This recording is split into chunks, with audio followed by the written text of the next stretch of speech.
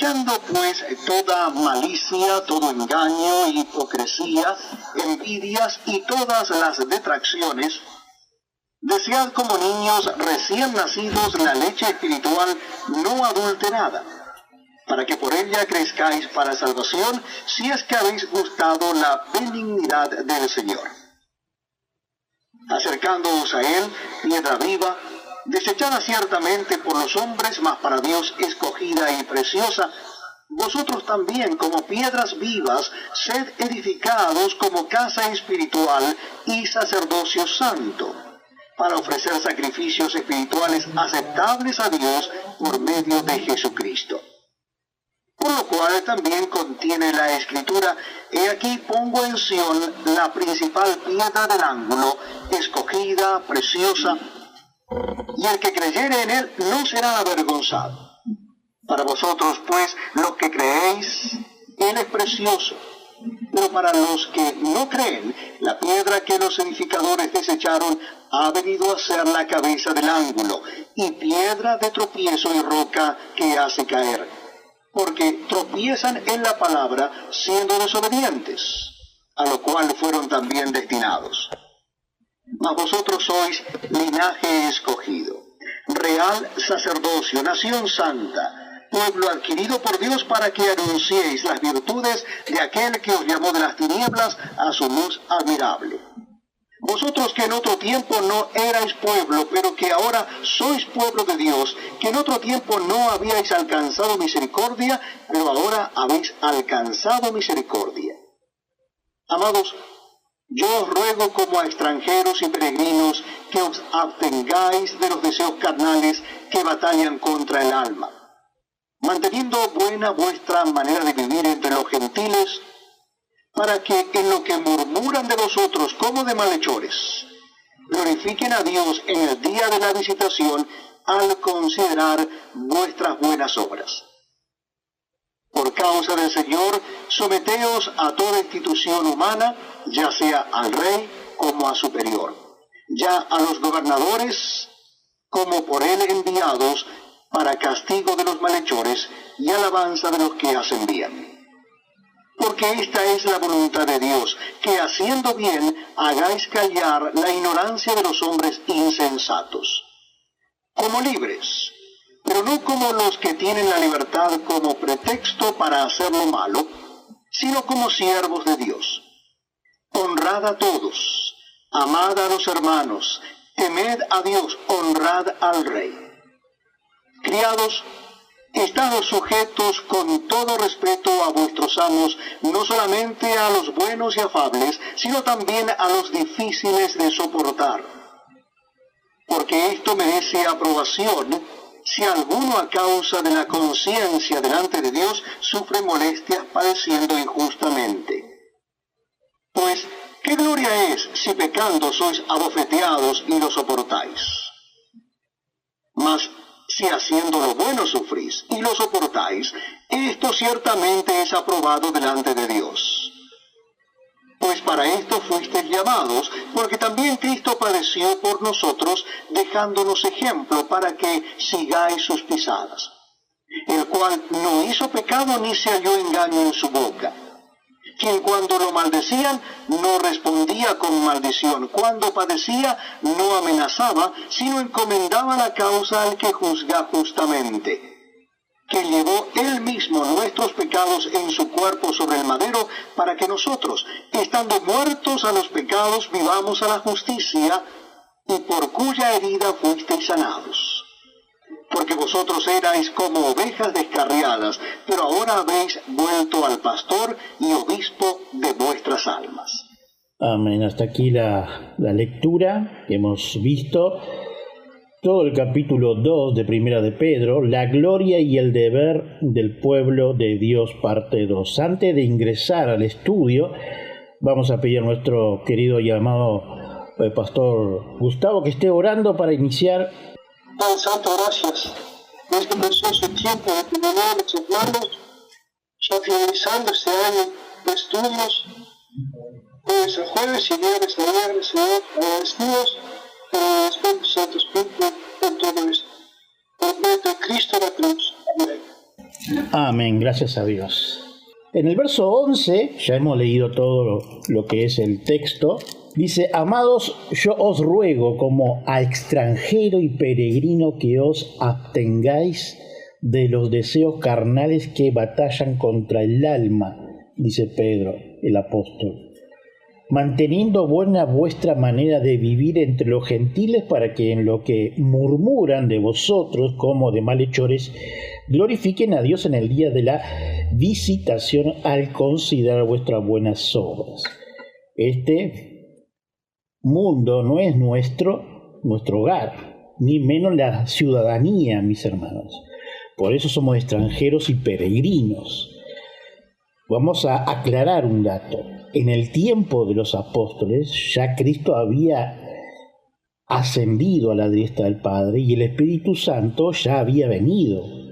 Los únicos que tenían esperanza por su regreso, la segunda venida, eran los menos desprotegidos, las viudas, los huérfanos, los leprosos, los pobres.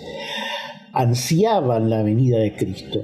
Y los ricos cristianos no pensaban en la venida del Señor, eran muy pocos. En nuestra actualidad, el problema de cada uno de los cristianos carnales es que están apegados a este mundo. ¿Cómo es eso? Los cristianos mundanos o carnales, estando en la congregación, hablando mucho de la hermandad, pero sus hechos son apegados a este mundo, a esta carnalidad, como se dice. Como nos damos cuenta de que esto es así cuando hablamos de la venida de Jesucristo, y los cristianos carnales no lo expresan, pero nos ven como personas de otro pozo, como se dice. Pero estos cristianos carnales dicen: si Cristo viene, ¿a dónde va mi jubilación? El nuevo auto, o la nueva casa, o el nieto que está por nacer, no lo vamos a disfrutar. Esto pasa por la ausencia de necesidad, donde se acomoda en un buen confort en lo que ha creado este sistema. Saludable e íntegro en Cristo no existe en ellos. Son muy pocos los que tienen referencias bíblicas y que Cristo haya cambiado las mentes. Si este cristiano, entre comillas, es así, podríamos decir que está negando la fe y su corazón está duro, y lo que hace en la congregación es calentar el banco, discúlpeme la expresión, y no sociabilizar. Pero su corazón no es de Dios, sino lo que piensa de lo que está disfrutando, por gracia de Dios, ¿no? El hecho histórico más sorprendente es que con sus vidas los cristianos lograron desmentir las calumnias de los paganos a principios del siglo III. Celso lanzó el ataque más famoso y sistemático de todo contra los cristianos, acusándoles de ignorancia, necesidad, superstición y toda clase de cosas, pero nunca de inmoralidad, dice Baclati en su comentario. Vemos en el capítulo 2 de Primera de Pedro, los versos del 13 al 17, que dice lo mismo, dice que lo hemos leído ya, ¿no? Por cuanto el Señor, someteos a toda institución humana, ya sea el rey como a su superior, ya a los gobernantes como por el enviado, para castigo de los malhechores y alabanza de lo que hacen bien, porque esta es la voluntad de Dios, que haciendo bien hagáis callar la ignorancia de los hombres insensatos, como libres, pero no como los que tienen la libertad como pretexto para hacer el mal, sino como siervo de Dios. Honrad a todo, amad a los hermanos, temed a Dios, honrad al rey. Por ser un cristiano debemos ser muy buen ciudadano, sujetos al gobierno. A diferencia de aquellos judíos celosos de la época de Pedro, estos no se apegaban a los impuestos, a los gobernantes y solo a Dios. El apóstol Pedro escribió en tiempos del Imperio Romano, no era una democracia ni menos amigos apreciables a los cristianos. Unos pocos reconocían el gobierno, autoridad legítima era el imperio. El significado de Pedro parece ser este: los judíos consideraban ilegal obedecer a cualquier gobernante que no fuera de su propio estirpe. El apóstol dice que debe obedecer a su magistrado civil, sea de la estirpe que sea, judío o gentil, dice Clark en su comentario que estamos leyendo y compartiendo, y que ejerza el gobierno en cualquier forma de Dios. Como supremo gobernante, les muestra que es su voluntad que actúen con rectitud y obediencia en todo momento. Así confunden la ignorancia de los hombres insensatos que estaban tan indispuestos a afirmar que su religión los convertía en malos súbditos, dice Clark. Por eso, en nuestra actualidad, obedecemos a nuestros gobernantes y oramos por ellos. Esto dentro de lo que está dentro de la Biblia, de lo bíblico. En el caso que no nos obliguen a hacer algo fuera de la Escritura, eso no. Leemos lo siguiente: mas Pedro y Juan respondiendo, diciendo: juzgad si es justo delante de Dios obedecer a vosotros antes que a Dios. Hechos 4:19. En las Escrituras vemos que los gobernantes es puesto por Dios para frenar los deseos y tentaciones pecaminosas del hombre.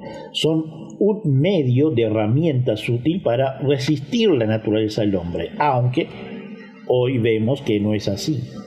Por la carnalidad, naturaleza misma de ella, y todo esa en la mano de Dios. Como ejemplo tenemos como referencia el capítulo 3 de Romanos, que vamos a compartir el texto para entender todo presentación que nos hace el apóstol Pedro referente a los gobernantes. Veamos allí en Romanos capítulo 3, en referencia de lo que nos dice obedecer a vosotros antes que a Dios. Veamos lo que nos dice este texto de Romanos 3. Es un verdadero privilegio estar con ustedes compartiendo la lectura de la palabra de Dios. Yo les invito a que busquen en el Nuevo Testamento la carta del apóstol San Pablo a los romanos.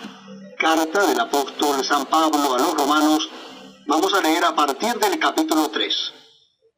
Capítulo 3 de la carta de Pablo a los romanos. Dice así la palabra de Dios. ¿Qué ventaja tiene pues el judío? ¿O de qué aprovecha la circuncisión? Mucho, en todas maneras. Primero, ciertamente que les ha sido confiada la palabra de Dios. Pues qué, si algunos de ellos han sido incrédulos, ¿su incredulidad habrá hecho nula la fidelidad de Dios? De ninguna manera. Antes bien sea Dios veraz y todo hombre mentiroso, como está escrito, para que seas justificado en tus palabras y venzas cuando fueres juzgado. Y si nuestra injusticia hace resaltar la justicia de Dios, ¿qué diremos? ¿Será injusto Dios que da castigo? Habló como hombre. En ninguna manera. De otro modo, ¿cómo juzgaría Dios al mundo? Pero si por mi mentira la verdad de Dios abundó para su gloria, ¿por qué aún soy juzgado como pecador? ¿Y por qué no decir, como se nos calumnia y como algunos cuya condenación es justa afirman que nosotros decimos, hagamos males para que vengan bienes? ¿Qué pues? ¿Somos nosotros mejores que ellos? En ninguna manera. Pues ya hemos acusado a judíos y a gentiles que todos están bajo pecado. Como está escrito, no hay justo ni aun uno. No hay quien entienda. No hay quien busque a Dios. Todos se desviaron, a una se hicieron inútiles. No hay quien haga lo bueno, no hay ni siquiera uno. Sepulcro abierto es su garganta, con su lengua engaña. Veneno de áspides hay debajo de sus labios. Su boca está llena de maldición y de amargura. Sus pies se apresuran para derramar sangre. Quebranto y desventura hay en sus caminos, y no conocieron camino de paz. No hay temor de Dios delante de sus ojos. Pero sabemos que todo lo que la ley dice, lo dice a los que están bajo la ley, para que toda boca se cierre y todo el mundo quede bajo el juicio de Dios. Ya que por las obras de la ley, ningún ser humano será justificado delante de él. Porque por medio de la ley es el conocimiento del pecado. Pero ahora, aparte de la ley, se ha manifestado la justicia de Dios, testificada por la ley y por los profetas. La justicia de Dios por medio de la fe en Jesucristo, para todos los que creen en Él, porque no hay diferencia, por cuanto todos pecaron y están destituidos de la gloria de Dios, siendo justificados gratuitamente por su gracia, mediante la redención que es en Cristo Jesús, a quien Dios puso como propiciación por medio de la fe en su sangre, para manifestar su justicia a causa de haber pasado por alto en su paciencia los pecados pasados, con la mira de manifestar en este tiempo su justicia, a fin de que Él sea el justo y el que justifica al que es de la fe de Jesús. ¿Dónde pues está la jactancia? Queda excluida. ¿Por cuál ley? ¿Por la de las obras? No, sino por la ley de la fe. Concluimos pues que el hombre es justificado por fe sin las obras de la ley. ¿Es Dios solamente Dios de los judíos? ¿No es también Dios de los gentiles? Ciertamente también de los gentiles. Porque Dios es uno, y Él justificará por la fe a los de la circuncisión y por medio de la fe a los de la incircuncisión. Luego por la fe invalidamos la ley. En ninguna manera, sino que confirmamos la ley. Hemos leído el capítulo 3 de Romanos en cuestión de que el gobierno en sí es de pecado, y cuando uno reconoce la fe de Dios, uno se mete en lo que Cristo nos ha redimido por medio de la ley y de que es para gentiles y judíos, así nos dice Berkeley en su comentario. Veamos ahora los versos 18 al 20 de Primera de Pedro, capítulo 2.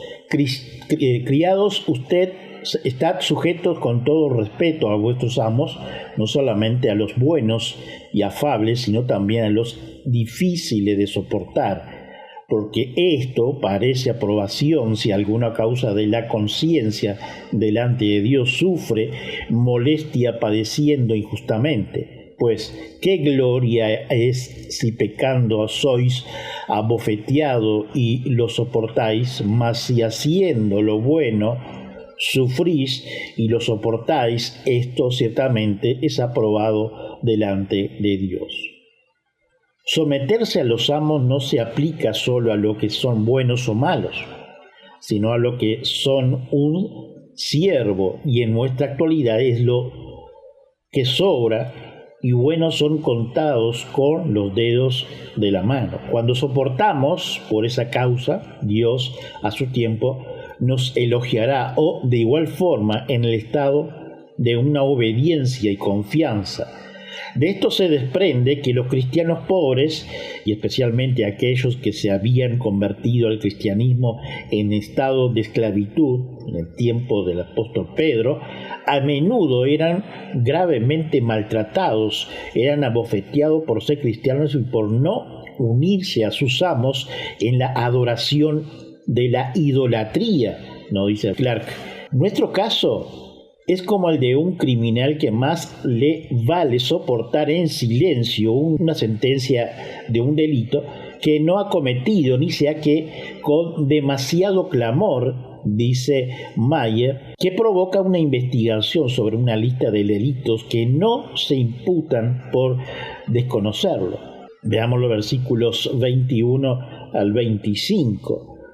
Pues para esto fuisteis llamados, porque también Cristo padeció por nosotros, dejándonos ejemplos para que sigáis sus pisadas, el cual no hizo pecado, ni se halló en él o engaño en su boca, quien cuando le maldecían no respondía con maldición, cuando padecía no amenazaba, sino encomendaba la causa al que juzga justamente, quien llevó él mismo nuestros pecados en su cuerpo sobre el madero, para que nosotros, estando muertos a los pecados, vivamos la justicia, y por cuanto herida fuisteis sanados, porque vosotros erais como ovejas descarriadas, pero ahora habéis vuelto al pastor y obispo de vuestras almas.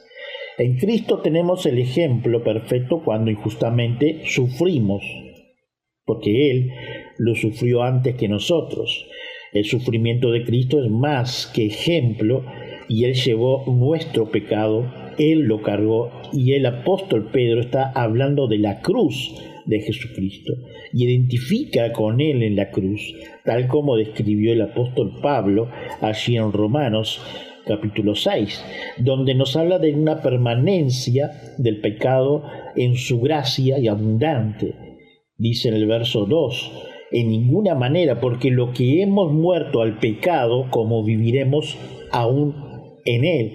¿O no sabéis que todo lo que hemos sido bautizado en Cristo Jesús, hemos sido bautizado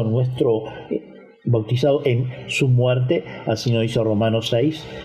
Porque somos sepultados juntamente con él para muerte por el bautismo, a fin de que como Cristo resucitó de los muertos por la gloria del Padre, así también nosotros andamos en vida nueva.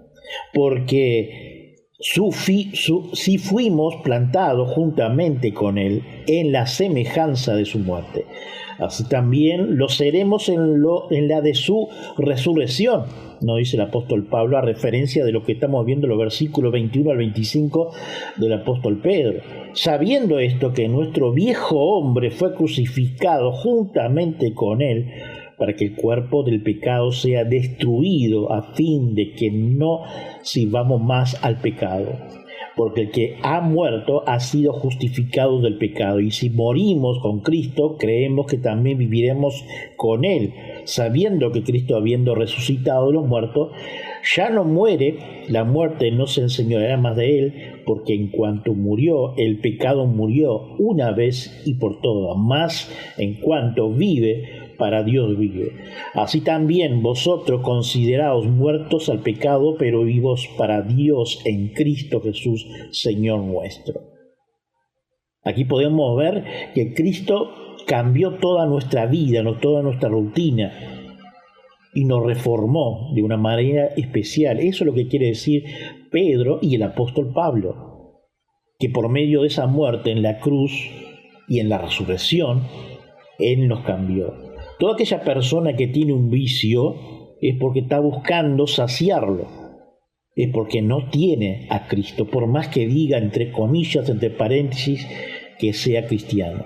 Sigue diciendo el verso 12 de Romanos 6, como agregado a estos versículos que hemos leído de 1 Pedro, capítulo 2 del 21 al 25 como referencia. No reine pues el pecado en vuestro cuerpo mortal, de modo que lo obedezcáis en su concupiscencia, ni tampoco presentéis vuestro miembro al pecado como instrumento de iniquidad, sino presentaos vosotros mismos a Dios como vivos de entre los muertos, y vuestro miembro de Dios como instrumento de justicia, porque el pecado no se enseñoreará de vosotros, pues no estáis bajo la ley, sino bajo la gracia. ¿Qué pues? ¿Pecaremos porque no estamos bajo la ley, sino bajo la gracia? En ninguna manera, dice el apóstol Pablo. ¿No sabéis que si os sometéis a alguien como esclavo para obedecerle, sois esclavo de aquel que a quien obedecéis, sea del pecado para muerte o sea de la obediencia para justicia? Pero gracias a Dios, verso 17 de Romanos 6, que aunque erais esclavos del pecado, habéis obedecido de corazón aquellas formas de doctrinas a la cual fuisteis entregados y libertados del pecado. Vinisteis a ser siervo de la justicia. Si usted escucha por ahí que hay un cristiano que tiene vicios, no es cristiano. Verso 19. hablo como humano por vuestra humana debilidad, que así como para iniquidad presentéis vuestros miembros para servir a la inmundicia y a la iniquidad, así ahora para santificar presentad vuestro miembro para servir a la justicia. Porque cuando erais esclavos del pecado, erais libres acerca de la justicia. Pero ¿qué fruto teníais de aquellas cosas de las cuales ahora os avergonzáis? Porque el fin de ellos es muerte. Mas ahora que habéis sido liberados del pecado y hechos siervos de Dios, tenéis por vuestro fruto la santificación y con fin la vida eterna. En Cristo tenemos la vida eterna. Porque la paga del pecado es muerte, mas la dádiva de Dios es vida eterna en Cristo Jesús, Señor nuestro. Hemos leído el capítulo 6 de Romanos, a referencia de los versículos 21 al 25 de Primera de Pedro, capítulo 2.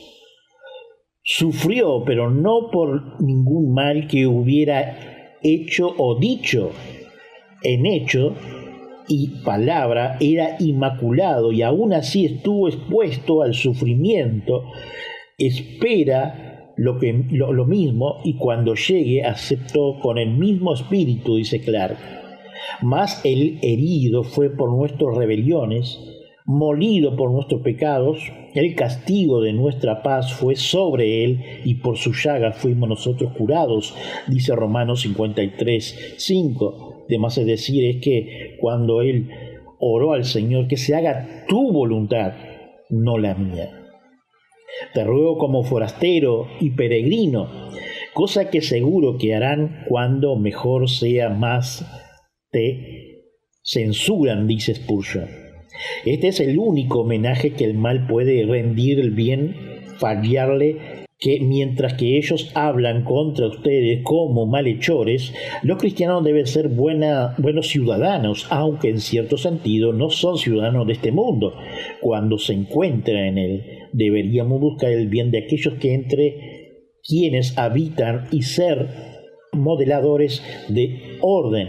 Incluso si son mendigos, son hombres honrados, dice Spurgeon en su comentario. Hay imágenes de Dios que podíamos hacernos, aunque estropea y contamina en cada hombre, y porque es hombre honrado, compadece de él.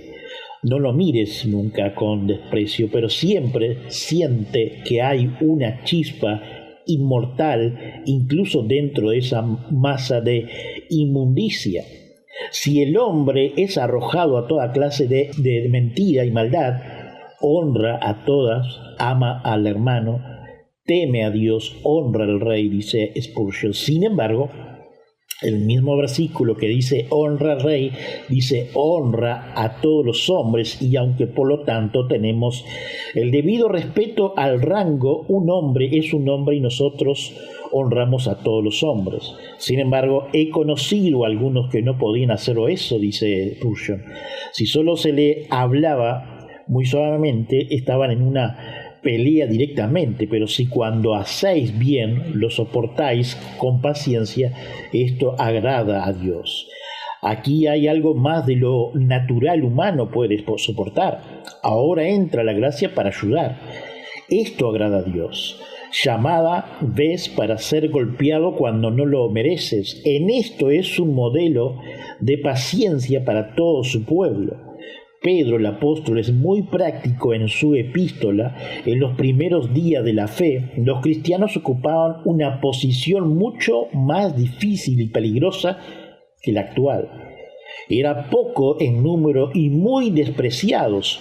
Se le imputaron falsamente todo tipo de delitos. Fueron acusados de cosas demasiado vil para que yo las mencione, dice Spurgeon. El apóstol Pedro, al escribir a estos cristianos, les recuerda que se comporten de tal manera que elogien el evangelio de las buenas nuevas de Cristo. Muchos de ellos eran sirvientes o esclavos, pero eso el apóstol le decía a estos humildes seguidores de Cristo. Aquí están sus deberes. Una sensación de injusticia pica a un hombre no le gusta perder su derecho ni ser golpeado cuando no ha hecho ningún mal, pero el Espíritu de Cristo nos enseña a soportar el dolor, sufrir injustamente, a soportar todavía y todavía a soportar un poco más. Debemos ser como el yunque, dice Spurgeon. Déjeme que otros nos golpeen si quieren, pero gastaremos el martillo si tan solo sabemos quedarnos quietos y soportar todo lo que se nos impone. No había ninguna razón para hacerlo sufrir, porque no había hecho nada malo. Estamos hablando de Jesús muriendo allí en la cruz. Fue golpeado por causa ajena a él, por nosotros, pero con qué paciencia lo soportó. Ni siquiera abrió la boca para murmurar o quejarse, así como nos dice Isaías, pero entregó todo el asunto a la Corte Suprema de Apelación. Al que juzga con justicia, será prudente para nosotros también sentir que podemos permitirnos separar, sabiendo que nuestro vengador vive y que en su propio tiempo rectificará todos los males y justificará a su pueblo contra todos sus acusadores. Es dulce, dice Spurgeon, por el querer que el amor de Jesús aguantar 1000 cosas que de otro modo no resentiría. Pero dice uno, si pisas un gusano, gritará. Quizás lo sea por un cristiano, no es un gusano, es uno de orden más noble que ese, y no busca su ejemplo en los reptiles. Mira a Cristo y sigue sus pasos, dice Spurgeon. Por lo tanto, ya que ha sido traído de regreso por la rica gracia de Dios, continúa soportando y resistiendo para que pueda ser el medio de traer a otros de regreso a Cristo. Ese es el consejo de Pedro el apóstol a los servicios o a los esclavos, como la mayoría de ellos. ¿Qué hora de los sufrimientos del Señor desde Getsemaní hasta el Gólgota creemos que guardaría más grabada en la memoria del apóstol Pedro? Seguramente sería aquel tiempo en que fue burlado y bofeteado en el salón del sumo sacerdote, cuando el apóstol Pedro se sentó a calentarse las manos junto al fuego, cuando vio a su Señor maltratado y temió reconocer que era su discípulo, y poco a poco se aterrorizó, tanto que con lenguaje profano declaró: no conozco a ese hombre. Mientras que la vida del apóstol recordaría la mansedumbre y la seriedad de su Señor sufriente, quien llevó mis pecados en su cuerpo sobre el madero, tomó todas mis deudas y lo pagó por mí, y ahora estoy muerto a esas deudas, no tiene poder sobre mí, así nos dice Spurgeon. Estoy muerto a mis pecados, Cristo sufrió por mí, no tengo nada que ver con ellos. Han desaparecido como si nunca se hubiera cometido, así como el humo desapareció en el aire. Y así terminamos, pero orando: Señor, te damos gracias, porque por medio de ese sufrimiento en la cruz, por ese derramamiento en la cruz, nos limpiaste del pecado, pero también resucitaste y abriendo la puerta a la eternidad para cada uno de nosotros. Te agradecemos, Señor, porque por medio de tu escritura podemos entender todo el propósito que tú tienes para cada uno de nosotros, diferentes en este mundo, pero el fin es que las buenas nuevas tuyas sean a cada uno de los futuros hermanos. Oh Señor, te agradecemos. Y te agradecemos también por los presentes y por aquellos que no han podido ingresar a estudiar juntamente con nosotros, pero también te pedimos que tú estés supliendo las necesidades espirituales y físicas en cada uno de nosotros aquí presentes y de aquellos que están ausentes. Señor, oh Señor, bendícenos nuestras vidas para que podamos seguir distribuyendo tu palabra, Señor, aquí en Montevideo. Y también, Señor, bendice a diferentes hermanos, como nuestro hermano que está allí en Brasil, de José, y nuestros hermanos que están también en Cuba, que nos han contactado esta semana, Señor. bendícelo. Te pedimos por nuestra iglesia perseguida en diferentes puntos del mundo y están siendo desplazados. Suple las necesidades espirituales y físicas, no solamente de ellos, sino también de las iglesias y de los inmigrantes, Señor. Te damos gracias por nuestras vidas, Señor, porque tú nos sostienes. Sin ti nada somos. Gracias, Señor amado. Amén. Saludos, hermanos, bendiciones.